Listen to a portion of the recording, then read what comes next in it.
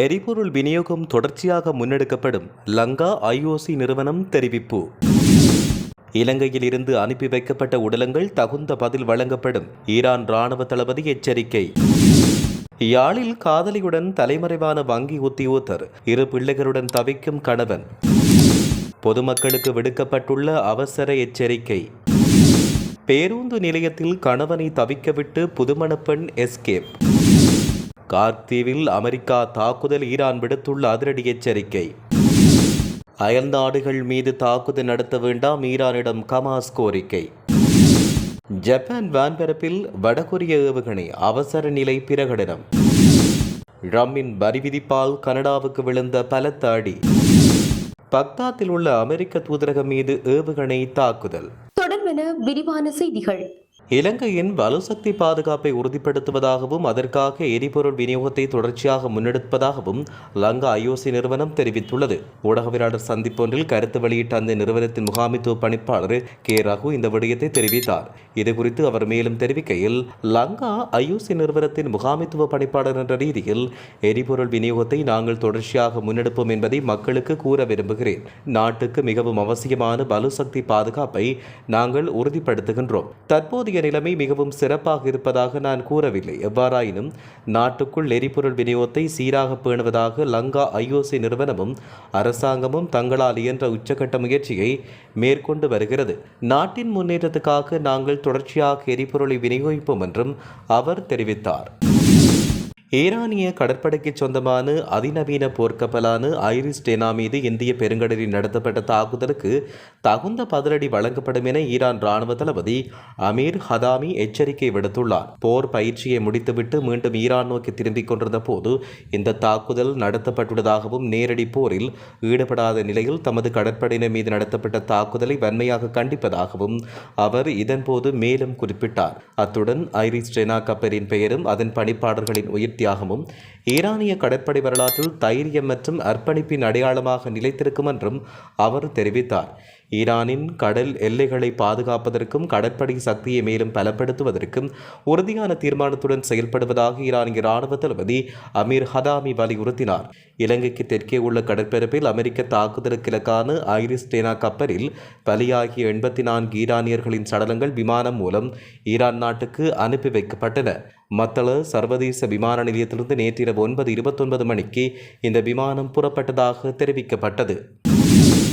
யாழில் 35 வயதான திருமணமாகி 2 குழந்தைகளுக்கு தாயான தனியார் வங்கி ஒன்றில் பணியாற்றும் உத்தியோகத்தர் ஒருவர் 21 வயதான யுவதியுடன் தலைமறைவாகியுள்ளதாக கூறப்படுகிறது.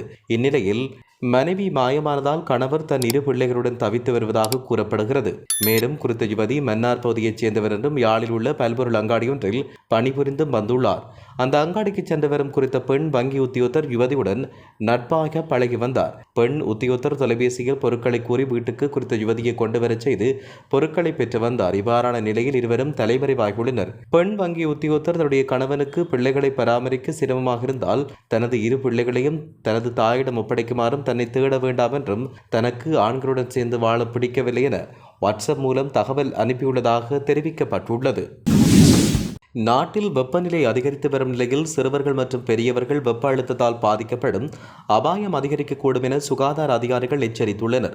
நேற்று நடைபெற்ற ஊடகவியலாளர் சந்திப்பில் தொற்று நோய் தடுப்பு விசேட வைத்திய நிபுணர் அதுல லியனபத்திரன, கொழும்பு தேசிய மருத்துவமனையின் மருத்துவர் ருவன் ஜெயசூரிய மற்றும் கொழும்பு சீமாட்டி சிறுவர் மருத்துவமனையின் விசேட மருத்துவ நிபுணர் சன்னடி சில்வா ஆகியோர் இதை விளக்கியுள்ளனர்.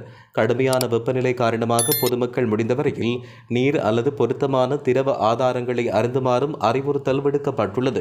இதேவேளை இன்று மேல் சபரிகமுவ, தென் வடமத்திய மற்றும் வடமேல் மாகாணங்களிலும் ஒன்றாகலை மன்னார் மற்றும் வவுனியா மாவட்டங்களில் வெப்பச்சுட்டன் உயர்மட்டத்தில் இருக்கக்கூடும் என்றும் வளிமண்டலவியல் திணைக்களம் தெரிவித்துள்ளமையும் குறிப்பிடத்தக்கது. இந்தியாவின் உத்தரப்பிரதேசத்தில் பகோடா வாங்கச் சென்ற கணவனை தவிக்கவிட்டு பேருந்து நிலையத்தில் இருந்து புதுமண பெண் மாயமான சம்பவம் பரபரப்பை ஏற்படுத்தியுள்ளது. அம்கோரா மாவட்டத்தைச் சேர்ந்த பிரீத்தம் சிங் என்பவருக்கும் ரிம்ஜிம் என்ற 18 வயது பெண்ணுக்கும் கடந்த டிசம்பர் மாதம் திருமணம் இடம்பெற்றது. ஹோலி பண்டிகைக்காக தாய் வீடு சென்ற மனைவியை அழைத்துக் கொண்டு மார்ச் மாதம் 9ஆம் தேதி பிரீத்தம் சிங் ஊருக்கு திரும்பிக் கொண்டிருந்தார். மொராதாபாத் மாவட்டத்தின் பினாரி பேருந்து நிலையத்தில் அடுத்த பேருந்துக்காய் காத்திருந்த போது ரிம்ஜிம் தனக்கு பசிப்பதாக கூறி சூடான பகோடா வாங்கி வருமாறு கணவரிடம் கேட்டுக்கொண்டார். மனைவியின் ஆசைப்படி அருகில் இருந்த கடைக்கு பிரீத்திம் சென்றார். சில நிமிடங்களில் அவர் பகோடாவுடன் திரும்பி வந்தபோது ரிம்ஜிம் அங்கிருந்து மாயமாகினார். அதிர்ச்சியுற்ற கணவன் தேடியும் அவர் கிடைக்கப்பெறவில்லை. மேலும் இது குறித்து காவல்துறையில் புகார் அளிக்கப்பட்டது. தனது மனைவியின் கிராமத்தைச் சேர்ந்த இளைஞர் ஒருவருடன் அவன் சென்றிருக்கலாம் என்று பிரீத்தம் சந்தேகம் வெளியிட்டுள்ளார். போலீசார் சிசிடிவி காட்சிகளை ஆய்வு செய்து விசாரணை நடத்தி வரும் நிலையில் இவ்வாறான சம்பவம் பதிவாகியுள்ளது. ஈரானின் பிரதான கச்சா எண்ணெய் ஏற்றுமதி முனையமாக கருதப்படும் காக் தீவு மீது அமெரிக்கா தாக்கியதை அடுத்து இந்த பிராந்தியத்தில் அமெரிக்காவுடன் ஒத்துழைக்கும் எண்ணெய் நிறுவனங்களின் உட்கட்டமைப்புகளும் இலக்கு வைக்கப்படும் என ஈரான் எச்சரிக்கை விடுத்துள்ளது. அமெரிக்க ஜனாதிபதி டொனால்ட் ட்ரம்ப் ஈரானின் முக்கிய எண்ணெய் முனையமான காக் தீவு மீதான தாக்குதலை உறுதிப்படுத்தியதை தொடர்ந்து ஈரானிய ராணுவம் இந்த எச்சரிக்கையை விடுத்துள்ளது. ஈரானின் எரிசக்தி நிலையங்கள் மற்றும் துறைமுகங்கள் மீது சிறிய அளவிலான தாக்குதல் நடத்தப்பட்டாலும் அமெரிக்கா மற்றும் அதன் நட்பு நாடுகளுக்கு நன்மை பயக்கும் பிராந்தியத்தில் உள்ள ஏனைய எண்ணெய் மற்றும் எரிவாயு நிலையங்கள் சாம்பல் மீடாக்கப்படும் என ஈரானின் அல் அன்பியா தலைமையகம் விடுத்துள்ள அறிக்கையில் தெரிவிக்கப்பட்டுள்ளது. மத்திய கிழக்கு பிராந்தியத்தில் அமெரிக்காவுடன் இணைந்து செயல்படும் நாடுகளில் உள்ள எண்ணெய் சுத்திகரிப்பு நிலையங்கள் மற்றும் விநியோக கட்டமைப்புகள் இந்த தாக்குதல் அச்சுறுத்தலுக்கு உள்ளாகியுள்ளன. சுமார் 5 மைல் நீளம் கொண்ட இந்த சிறிய தீவு ஈரான் கடற்கரையிலிருந்து சுமார் 15 கடல் மைல் தொலைவில் அமைந்துள்ளதாக தெரிவிக்கப்பட்டுள்ளது. மத்திய கிழக்கில் போர் பதற்றம் நீடிக்கும் நிலையில் ஹமாஸ் அமைப்பு ஈரானிடம் முக்கிய கோரிக்கை ஒன்றை விடுத்துள்ளது. அதன்படி அண்டை நாடுகள் மீது தாக்குதல் நடத்துவதை தவிர்க்குமாறு தெரிவிக்கப்பட்டுள்ளது. ஈரானை கேட்டுக்கொண்டுள்ளதாகவும் சர்வதேச ஊடகங்கள் செய்தி வெளியிட்டுள்ளன. அத்துடன் அமெரிக்கா மற்றும் இஸ்ரேலிய ஆக்கிரமிப்புகளுக்கு எதிராக சர்வதேச சட்டங்களுக்குட்பட்டு பதிலடி கொடுக்கும் உரிமை ஈரானுக்கு உண்டு என்பதை அங்கீகரிப்பதாக ஹமாஸ் அமைப்பு தெரிவிக்கிறது. இது தொடர்பாக ஹமாஸ் விடுத்துள்ள அறிக்கையில் அமெரிக்கா இஸ்ரேலிய ஆக்கிரமிப்புகளை தடுக்க பிராந்திய உள்ள அனைத்து நாடுகளும் ஒத்துழைக்க வேண்டும். அண்டை நாடுகளுக்கு இடையிலான சகோதரத்துவ உறவுகளை பாதுகாப்பது அவசியமானது என்று குறிப்பிட்டுள்ளது. ஈரான் தனது எண்ணெய் வளங்கள் மீதான தாக்குதலுக்கு பதிலடியாக அமெரிக்காவுடன் ஒத்துழைக்கும் பிராந்திய நாடுகளின் பலசக்தி நிலையங்களை தாக்குவோம் என எச்சரிக்கை விடுத்த பின்னணியில் ஹமாஸின் இந்த அறிக்கை வெளியாகியுள்ளது. வடகொரியா இன்று சந்தேகத்துக்குரிய பாலிஸ்டிக் ஏவுகணை ஒன்றை ஏவியுள்ளதாக ஜப்பான் அரசு அவசர எச்சரிக்கை ஒன்றை விடுத்துள்ளது.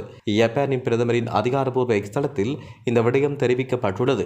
இந்நிலையில் அண்மையில் நாட்டின் முதல் பெண் பிரதமராக பொறுப்பேற்ற சனி தகைச்சி உடனடியாக அவசர நிலை பிரகடனத்தை நடைமுறைப்படுத்தி ஏவுகணையின் பாதையை தீர்மானிக்க அதிகாரிகளுக்கு உத்தரவிட்டார்.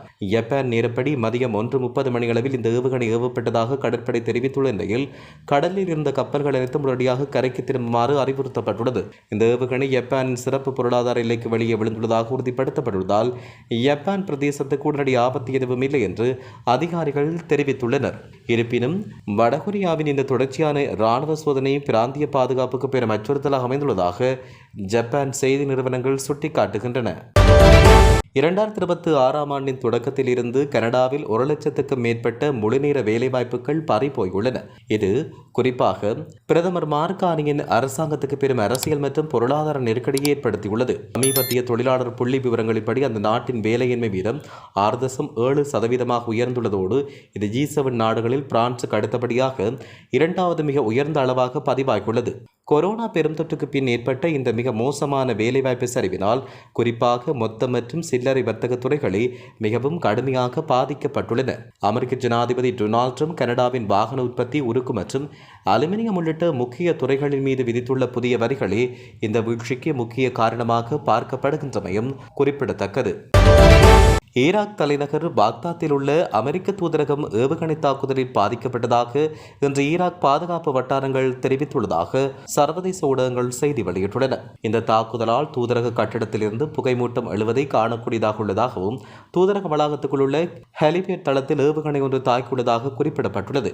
ஈராக்கின் தலைநகர் மீதான தாக்குதல்களில் ஈரான் ஆதரவு பெற்ற 2 போராளிகள் கொல்லப்பட்ட சிறிது நேரத்தில் இந்த தாக்குதல் நடத்தப்பட்டதாக சுட்டிக்காட்டப்பட்டுள்ளது. பாக்தாத்தின் அதிஉயர் பாதுகாப்பு வலயமான கிரீன் லோன்ஸ் பகுதியில் அமைந்துள்ள இந்த பிரம்மாண்டமான தூதரக வளாகம் ஈரான் ஆதரவு ஆயுத குழுக்களால் ஏவப்படும் ஏவுகணைகள் மற்றும் ட்ரோன் தாக்குதல்களுக்கு தொடர்ச்சியாக இலக்காகி வருவதாக கூறப்படுகிறது.